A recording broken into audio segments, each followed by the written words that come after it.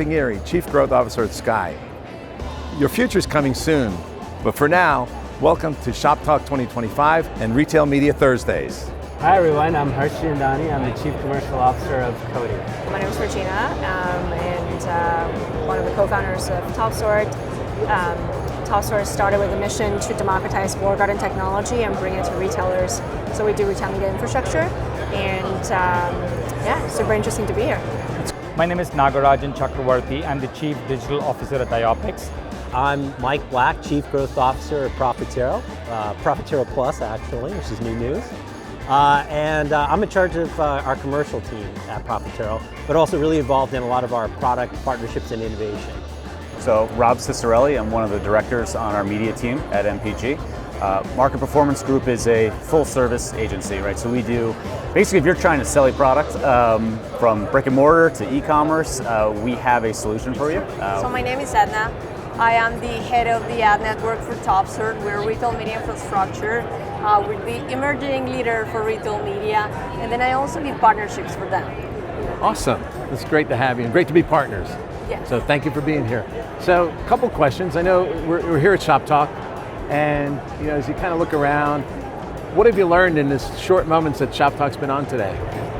Definitely the main thing, and this has been constant since NRF, the retail media opportunity is incredibly big, and the challenge still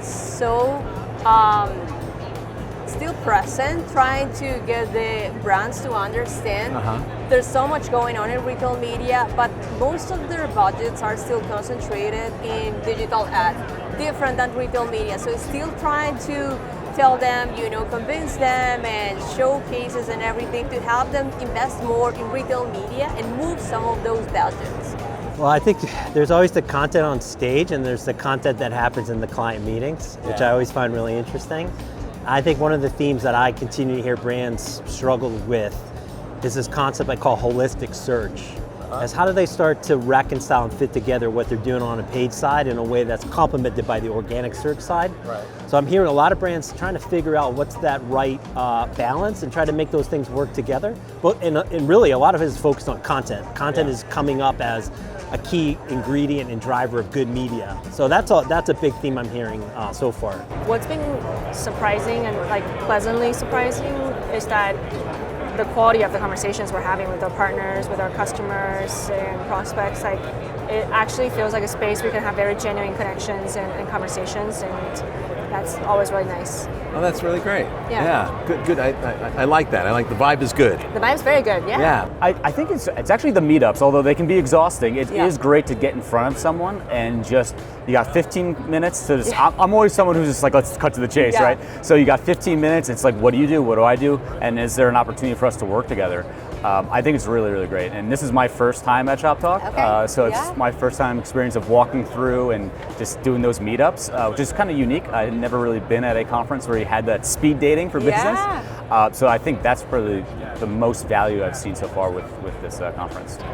I'm seeing there's a lot of excitement around AI at ShopTalk this year. Really? Different ways that retailers can use it to personalize the experiences for consumers. That's interesting. So a lot of AI around the floor already. Yes. What do you wish you knew 12 months ago about commerce media that you know now? Well, I did not appreciate what I would call how important the shopper is in the equation. And it's really, to me, like how do you make the media more strategic in driving the shopper behaviors you want? Right? It's not just a tactic, it's about acquiring new shoppers, it's about growing basket, it's about increasing frequency. And I think that's where I see the language sort of churning. And I see a lot of retailers sort of bringing those data insights out to brands and agencies to plan those things better. I did not appreciate that. It's not just buying an ad in a spot, it's actually a strategy and a purpose behind it. So that's what I learned. I didn't appreciate that a year ago. So ultimately the consumer is important. The consumer is important, and not just placements, you know? Oh, I appreciate it. I think the word AI is kind of buzzing everywhere. The interesting thing that I'm seeing is the awareness of AI is very well spread, right? I think if I have to put it in marketing terms, first is the awareness, and the second is all about people's interest on that awareness. I think from the awareness, people are actually more interested in terms of knowing how to use AI. Especially I have data everywhere, and how do you make AI responsible? How do you not make AI hallucinate? There's a lot of things that is happening. Everybody's now evaluating what's the way in which data needs to be aggregated, what's the way in which model needs to be built on AI, and where exactly in the advertising transactions that I need to use AI. So that's where I see a lot of AI coming in, and I definitely see that AI will transform the way few things will get done. You know what? I never thought, so I lead the ad network for Topstar, right? I never thought demands like the requests for retailers to bring more demand, incremental demand from agencies and brands would have been so big, so fast. Really? Basically, it's really rare for a retailer these days anywhere in the world to be meeting their targets. So everyone, any head of any retail media network out there is needing more money from agencies and brands. So that's why we're growing so fast at the ad network. I thought it was gonna be, in maybe 2 years. So you thought we were kind of saturated, and yeah, I thought, they had so much money already from their organic brands and native brands, and that's not it. Yeah. Everyone needs incremental budgets so fast. now let's take that crystal ball. Where do you think we're going to be in 12 months? I think in 12 months we're going to have a firm definition of commerce media. Right now there are still different definitions of exactly what it means in the market. Yeah. I think there's going to be a clear understanding of how commerce media is different from retail media, and I think there's going to be a unified point to transact on both. Okay. Yeah, there'll be unified buying platforms that'll aggregate the supply. There'll be unified platforms that'll aggregate the demand, and it'll just be a more seamless flow of inventory and data for advertisers. I think we're going to go through some really rapid changes in the next 18 to 24 months. Yeah. And the fragmentation and the pattern will start to move towards the same direction that will force some interesting moves and waves in the industry. And then I'm also personally very excited to see how the really cool, true technology from Silicon Valley, from the big tech gets to make an impact to retailers. We've talked a lot about AI, we've talked a lot about machine learning. How does it really make a difference for retailers? That's something I'm truly excited about. You know how we're in the middle of the in-store wave? Everyone's talking about in-store, wanting to implement, integrate technologies, create attribution 360. But when you go in detail to that, the data from the retailers that they have from their customers, still so hard to process, still so hard to identify the patterns and everything because of those old legacy systems that have existed forever at the retailers.